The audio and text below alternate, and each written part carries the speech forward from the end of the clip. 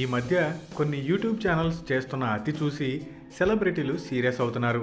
తమ పర్సనల్ విషయాల్ని పబ్లిక్గా చెప్తూ దానికి రకరకాల హెడ్డింగ్స్ పెడుతూ హడావిడి చేస్తున్నారని, ఆ టైటిల్ చూసి వీడియోలో ఏదో విషయం ఉందనుకుంటే పైన పటారం లోన లొటారంలానే ఉంటుంది వ్యవహారం అని వాపోతున్నారు.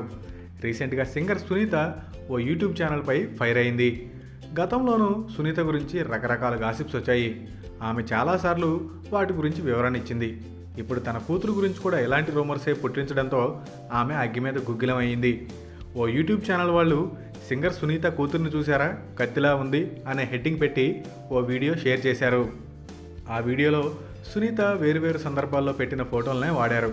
ఈ విషయం తెలిసి సునీత సీరియస్ అవడమే కాక ఇంత చీప్ హెడ్డింగ్ పెడతారా అంటూ ఆ ఛానల్ యాజమాన్యంపై మండిపడింది. పోలీసులకి కంప్లైంట్ చేద్దాం అనుకున్నా ఇలా ఆన్లైన్లో ఎంతమంది గురించని కంప్లైంట్ చేస్తాం అని వదిలేశానని, తన కూతురు గురించి మాట్లాడడానికి కానీ వీడియో పెట్టడానికి కానీ వాళ్ళకేం రైట్ ఉందని సునీత ప్రశ్నించింది. Thanks for watching. For more interesting updates, don't forget to subscribe Filmy Looks.